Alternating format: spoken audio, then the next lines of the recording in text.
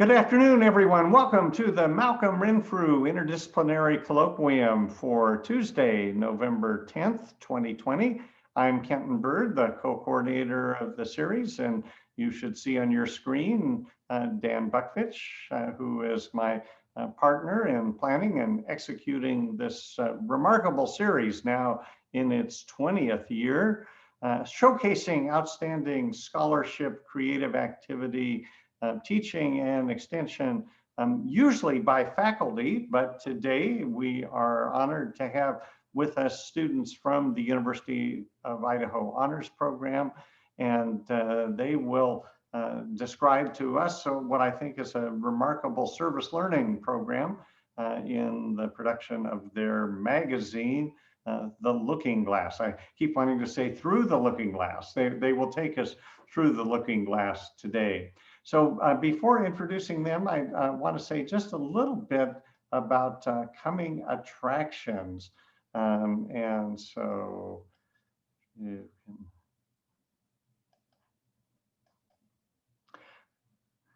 Next week, we will have two different panels dealing with the 2020 election.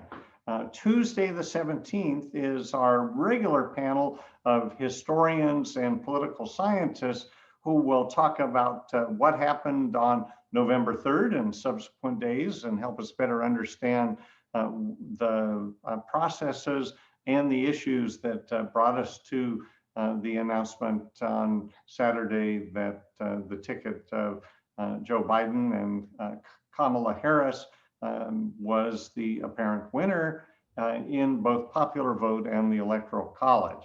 And then on Thursday of next week, the 19th, we'll have a special Thursday Renfrew program that will focus on the litigation that has emerged in response to the election. And we have two faculty members from the College of Law who specialize in different dimensions of election law, and they will join us next week, and that I hope that you'll be able to join us for that.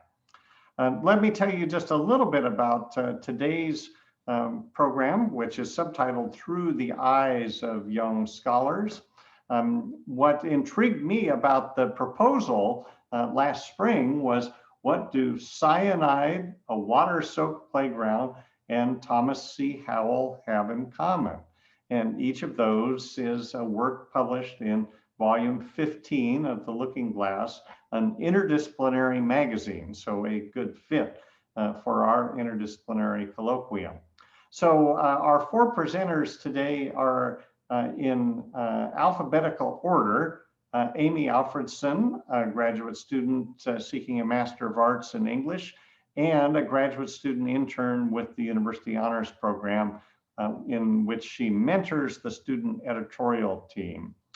Megan Biggs, a sophomore art and design major with a minor in professional writing.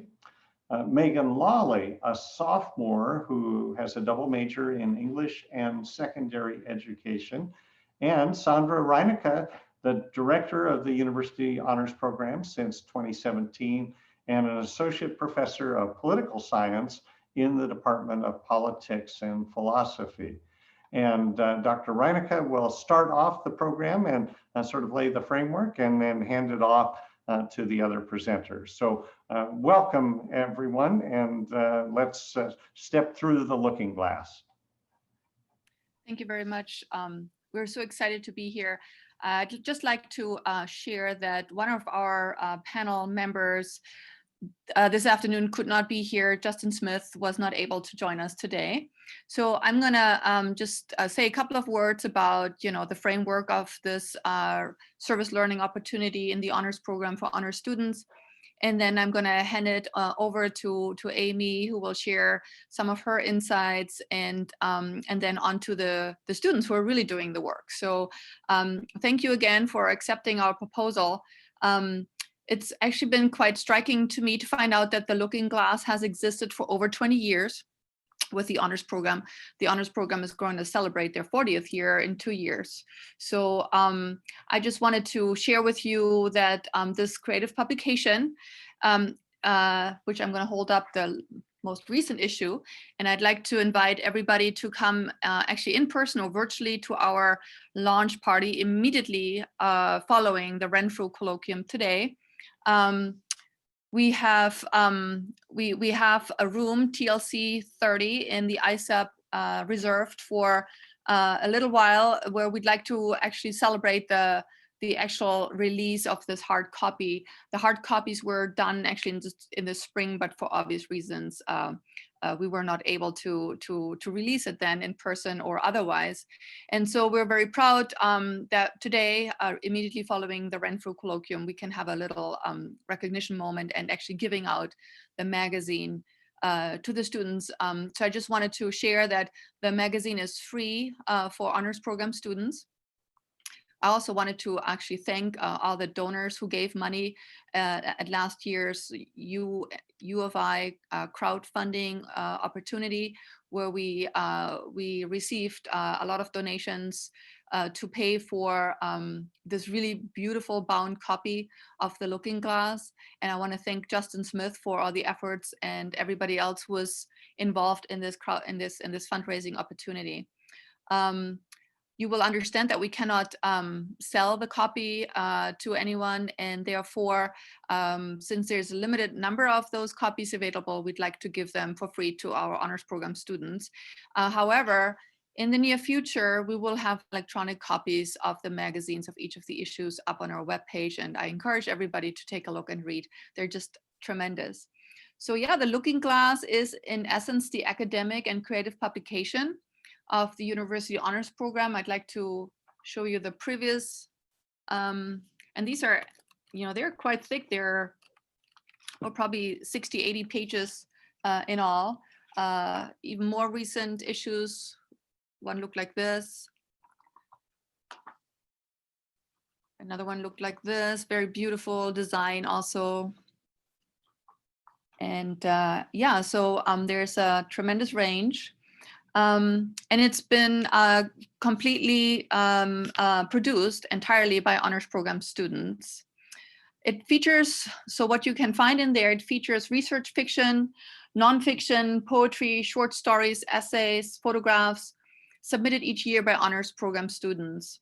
And while this is a unique magazine to the University Honors Program here at the University of Idaho, this type of service learning opportunity for a team of student editors is actually a shared experience of honors students and their programs and colleges across the country, which produce similar publications.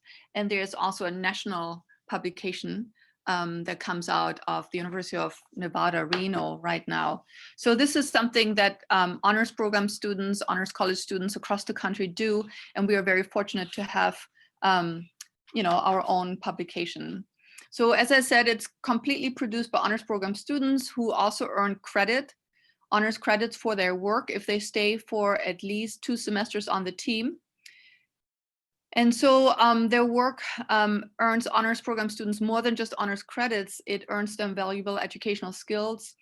The production process includes soliciting submissions, typesetting, editing, designing pages, and print proofing, which are transferable skills and offer the student editors a unique laboratory experience.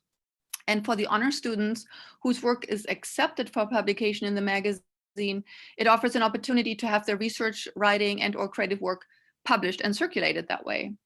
So since 2018, the student editorial team works under the guidance of a faculty or staff member in the office, and most recently also graduate intern, Amy.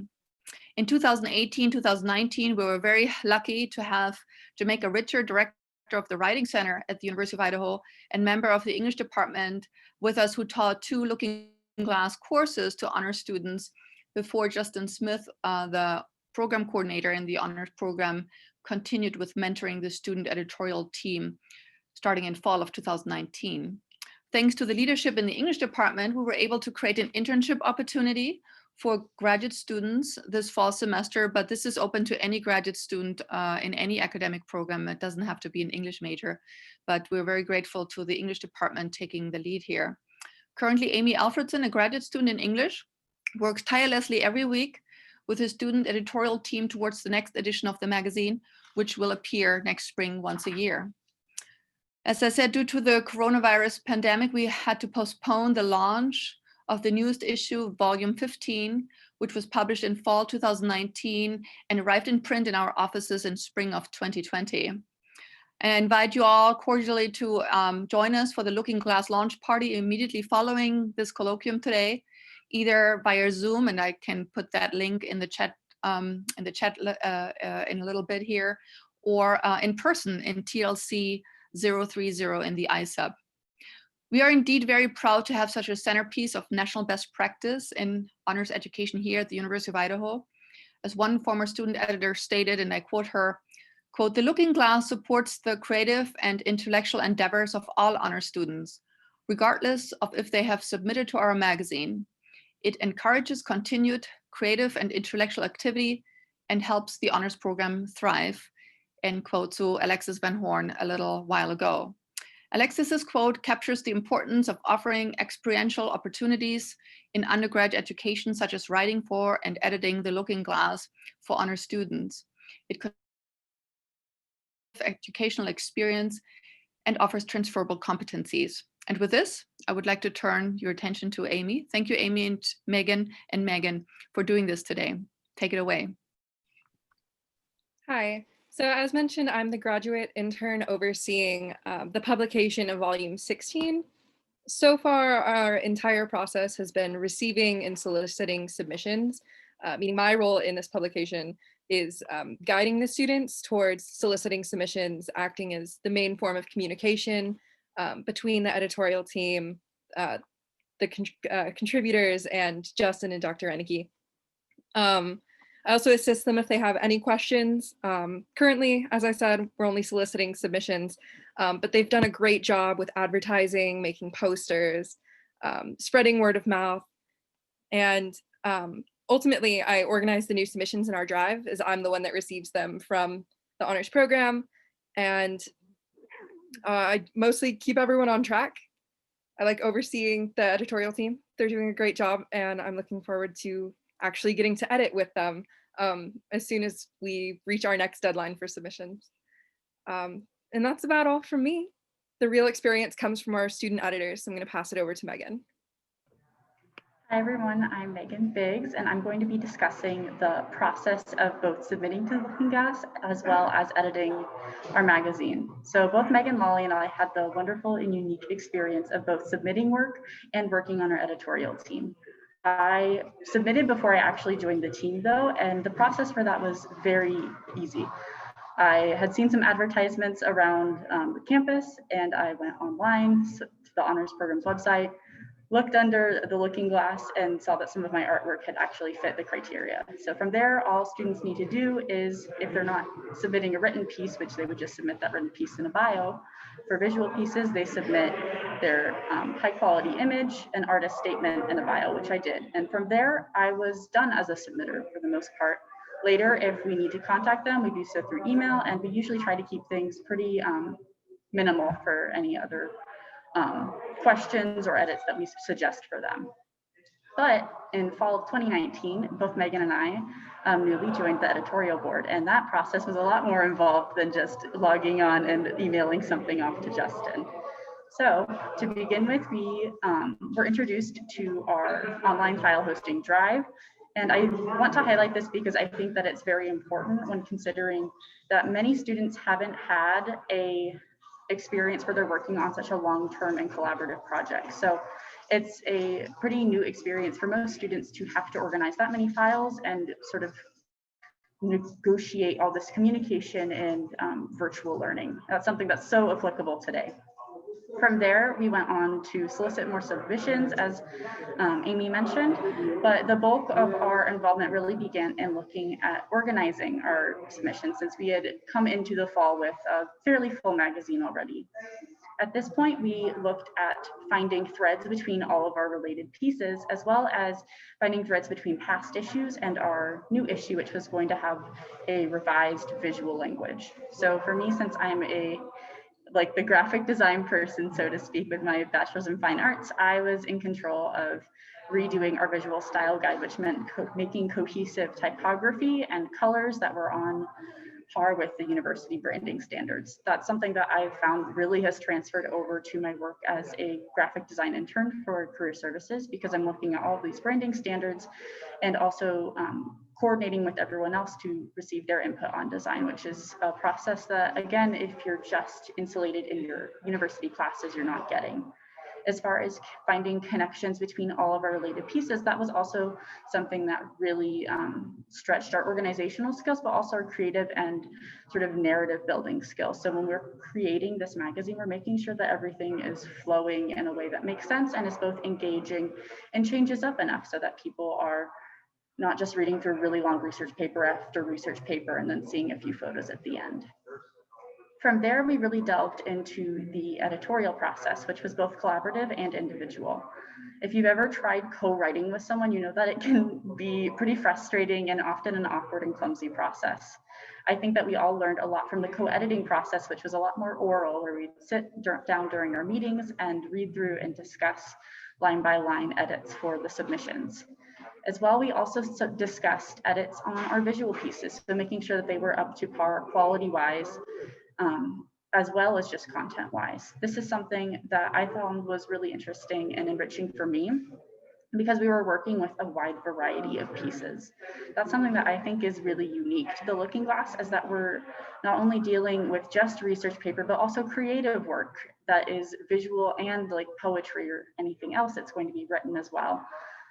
I had been working as a writing tutor at the time and did for a year, and Megan Lawley is currently working at the Writing Center as well. And I think we can both attest to the fact that the variety of work that we saw in the Looking Glass was even greater than the work that we would see, you know, from like a week working in the Writing Center, which was really exciting because not all publishing careers might be in just research. It might be in something that is more creative. Once we finished our sort of collaborative editing process, we moved into individual editing as we established our document where we would be arranging and laying out all of our pages.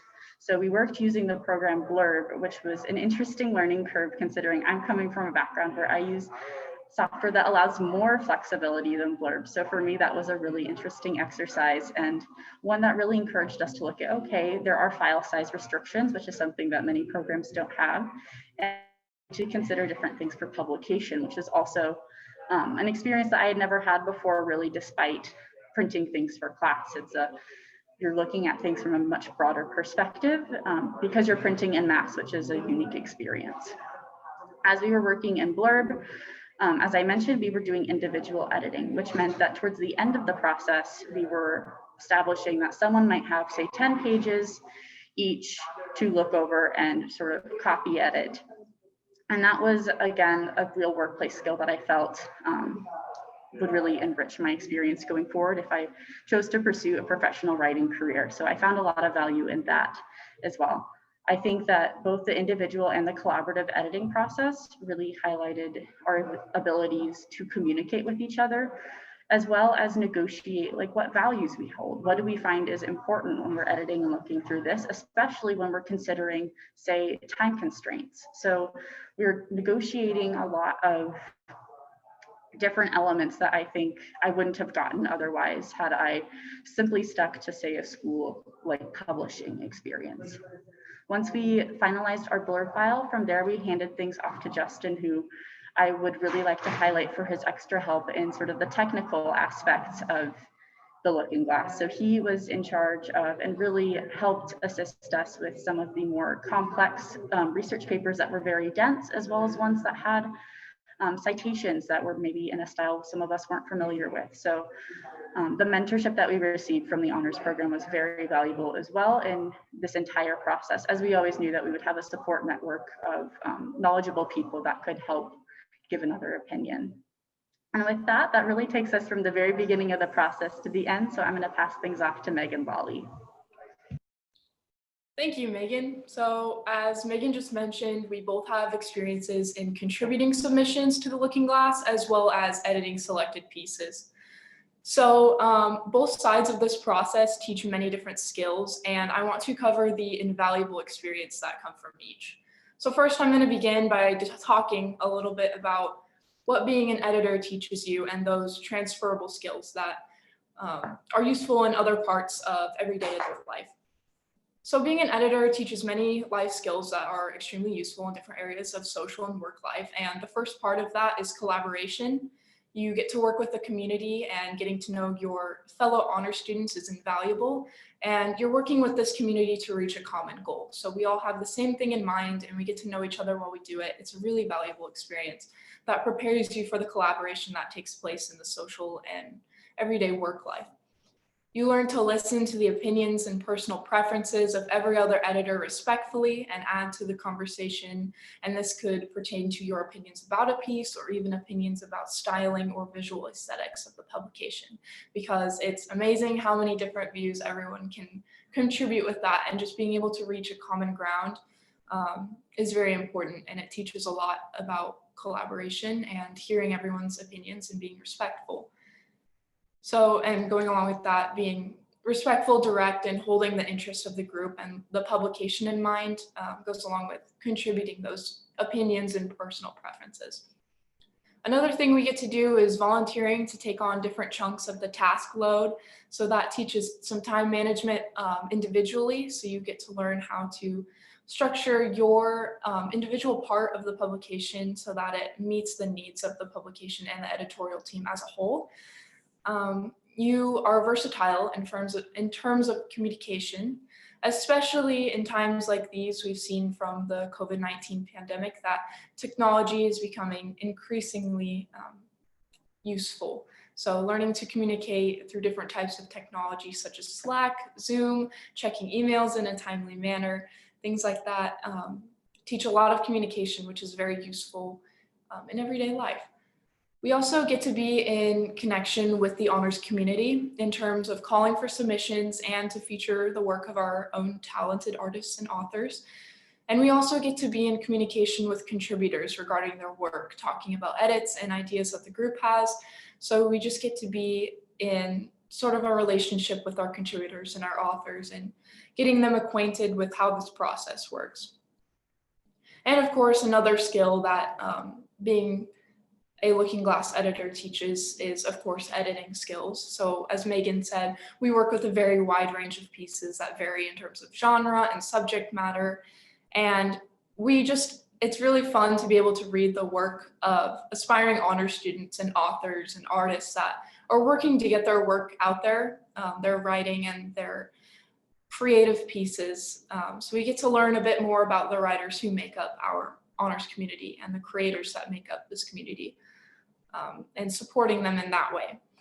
We also learn about how a literary journal is pieced together, and this comes from knowledge of the previous publications that past editorial teams have worked to put together, and also our own stylistic preferences and opinions. We get to express creativities and ideas for written work, visual work, and overall aesthetics throughout the editing process, seeing what we think needs to be different and offering feedback to authors in that sense. We also set deadlines with fellow editors for each step of this process to be completed by. So learning time management as a group to complete different stages of the process and having those deadlines is very important to keep us on track. And of course, we also learn problem solving. There are a lot of challenges that arise when you have a bunch of individuals working together with different opinions, but the great thing about it is you build a great community and everyone has the interest of the publication in mind. So being able to identify problems when they come up and work together as a group to solve them is really helpful, and it really works well with your peers that enjoy the same thing that you do and have this end goal in mind that you also do. So with that, I'm going to transition into the learning experience that you get from being a Looking Glass contributor, being that myself and Megan Biggs have both had experience contributing as authors and as artists.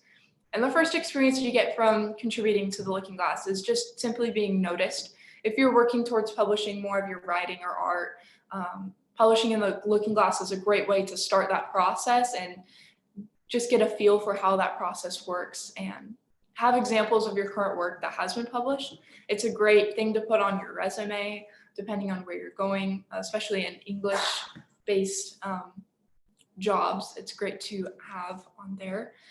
You also learn about the contribution contribution process. You learn about your rights to the publication before and after printing, which personally was really helpful for me.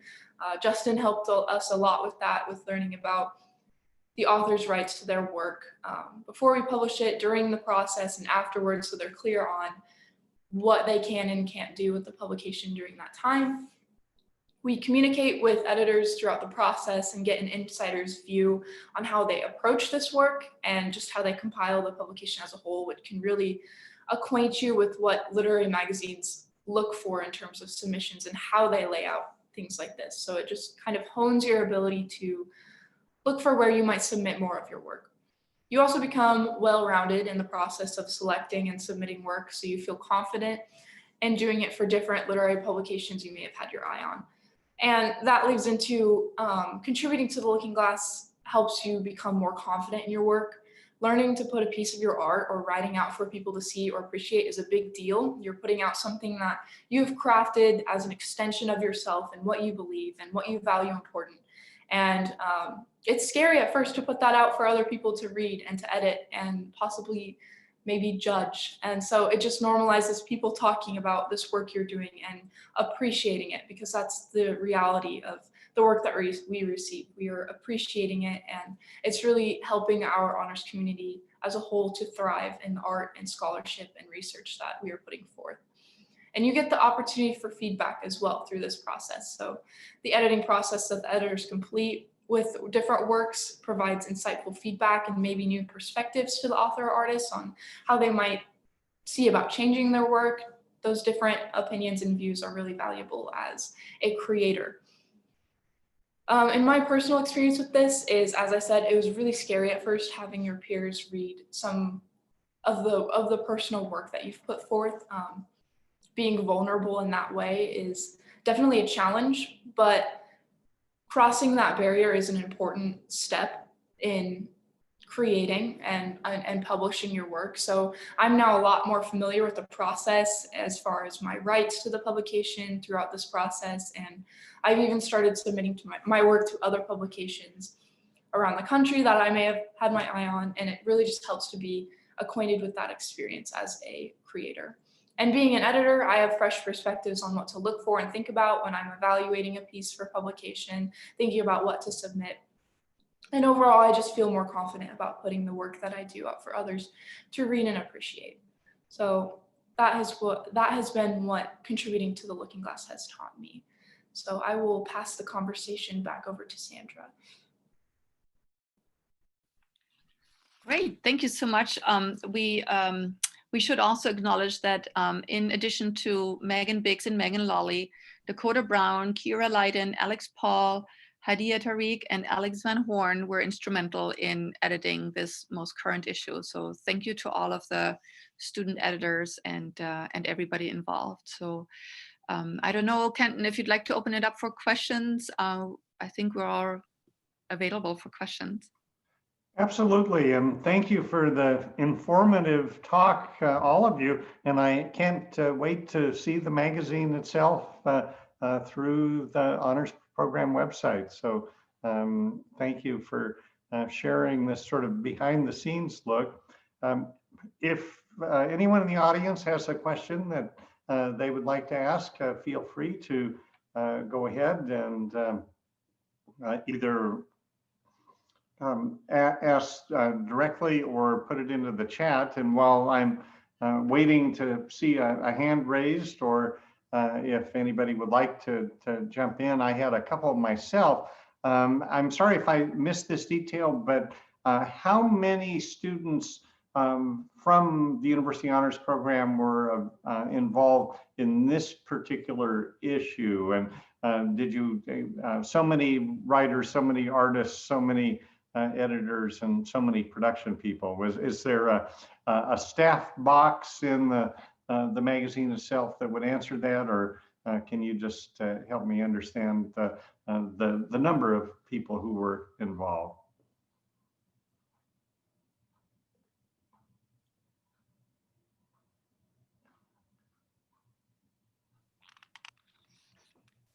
If nobody else wants to answer it, I can answer it by, so the first page of each magazine will have a meet the editor entry.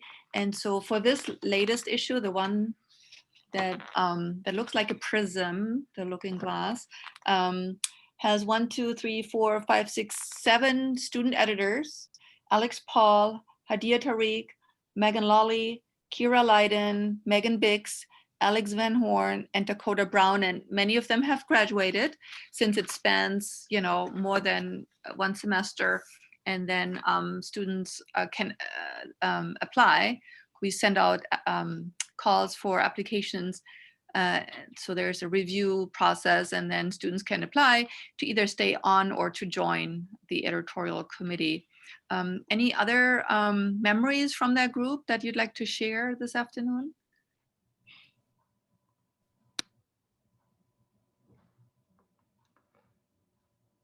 Maybe a follow-up question, since I've been involved with a couple of group projects this semester, both on and off campus. How did you communicate with each other during the editing process? I know some people have gone to Microsoft Teams or Slack or other sort of content management software, or were you just emailing and Zooming back and forth to help get the magazine from the raw material to the final product? Maybe one of the students could help answer that. That's a great question, Kenton. So originally during last fall, we would meet once a week for, I believe it was around an hour. And then any additional correspondence throughout the week would be through email. Later in the semester, I set up a Slack channel, and I'm not sure if it's in use now. That would be something for Amy, but that was also another mode of communication. At sometimes, I think we also use text. This was especially important as Alexis Van Horn actually went on to do a semester abroad. So she was completely gone for part of our process, but she was still involved in the file handoff. So actually some of our problem solving skills came in handy when she wasn't there, and we had to correspond with, hey, do you have the latest version of the file? So definitely a broad scope of communication means, but primarily it was in person. Olivia has a question in the chat. She's wondering, are themes for the magazine decided ahead of time or principally based off of the submissions? Amy, you're now involved with the 2016 edition. I'm sorry, the 2021, I guess it would be the next issue. Sorry, I'm in an election mindset. Is there a theme emerging, or are you still hoping to develop that? We're definitely hoping to develop it, but we'd like to keep the idea of the looking glass in mind. A lot of the previous publications go with like circles and very structured themes because of the title of the looking glass. We want to stay true to that. But otherwise, we don't have any themes currently in mind, but we'll base them off of the submissions we currently have and what we will continue to receive. Other questions from our audience? Oh, Jamaica, you've raised your hand. Sorry, go ahead. Sure. Thank you. This was really great to hear from everyone. I was wondering if Megan or Amy would like to talk a little bit about the solicitation process. I know sometimes people can feel maybe a little hesitant about submitting their work. So what sorts of things did you do to encourage honors students to share their work and submit to the magazine? I can talk a little bit about that. Okay, great. But so we use a variety of different sort of, I guess, ways to get the word out throughout the semester, and it's kind of an ongoing process. It wasn't just one, okay, we put this out here and now we expect submissions to just constantly flow in. So we would use flyers. I'm going to talk about last year and then what we've been doing this year, because things are way different in terms of the pandemic situation. But we would do flyers. I know there were some group chats for honors halls and the Scholars LLC that we put out information in there for We also, I know, had our editors go and talk to different honor sections of classes. So just at the beginning of class, have a little, this is what we're doing, and a great place to get your work out there. And then another thing we would do is just word of mouth is important. If you are meeting with or seeing other honor students who, you know, may have writing or creative work to contribute, just, you know, kind of that encouragement that's, hey, you should check this out and maybe submit, because sometimes just that little nudge in that direction can really give a lot of confidence to someone to submit. So it is sort of an ongoing thing. And then this semester, we've been trying to make the best of limited face-to-face interactions. So we've been using a lot of, our call for submissions has been in the newsletter, the honors newsletter, which it also was last year. And then we've been utilizing those group chats and connections that the honors halls and the living communities have as well. So that's been the main two forms of soliciting submissions, but yeah. Thank you.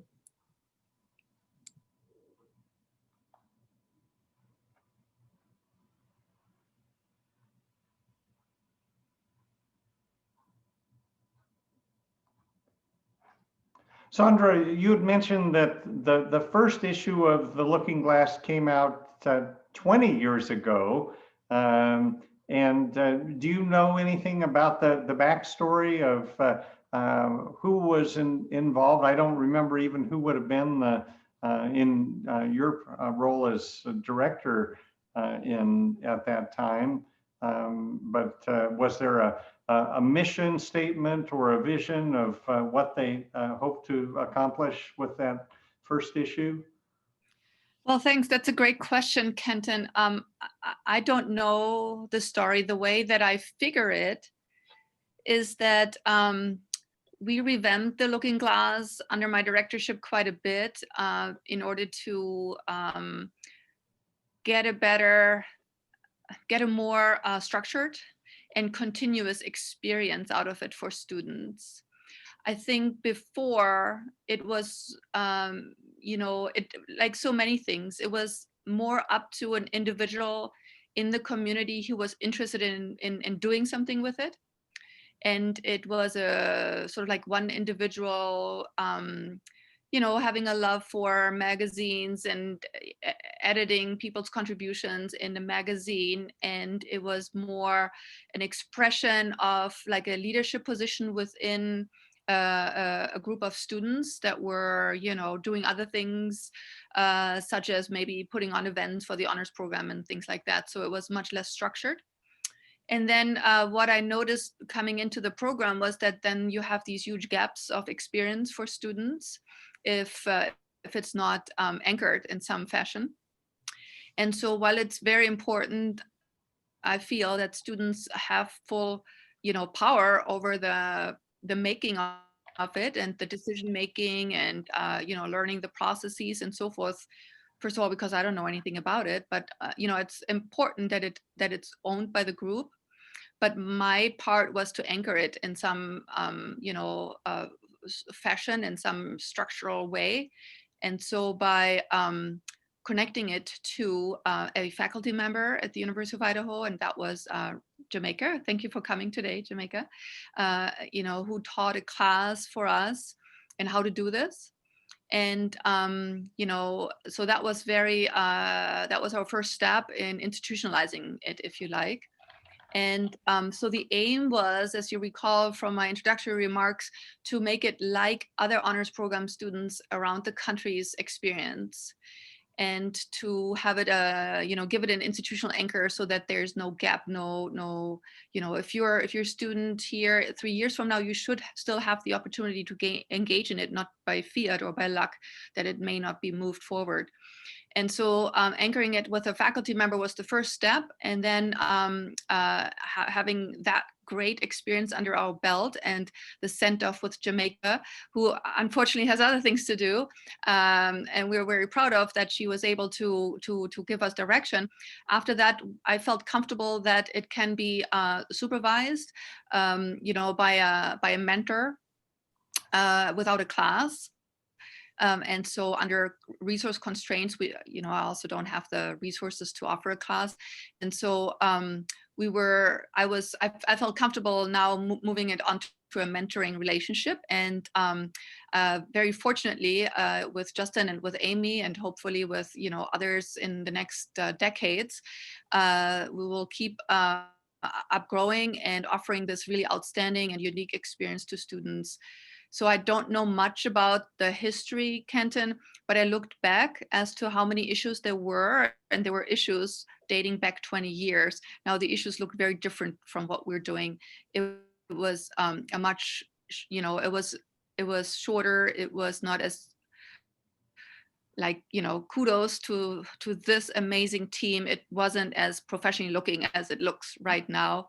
I don't think it afforded the transferable skills to the students, but that's not meant as a criticism. That's meant as this is, an obligation to our students, that we offer an experience that is nationally experienced by honors program students.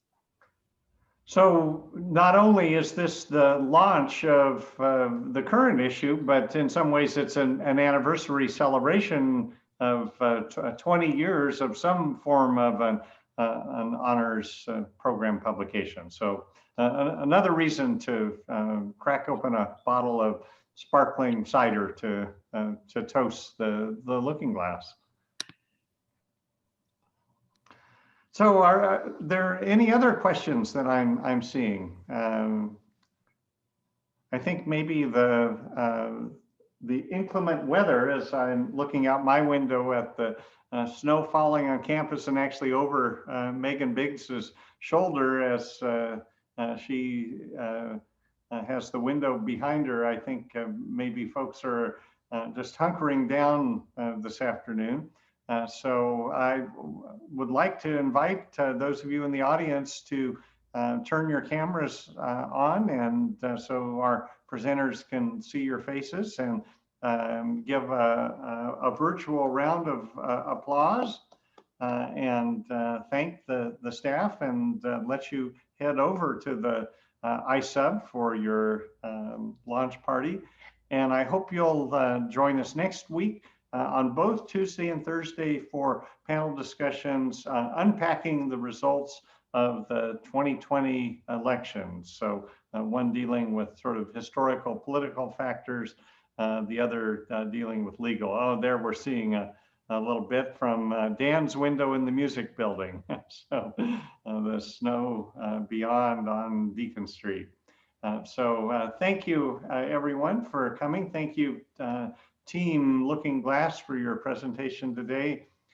Stay well, and good luck on the next issue.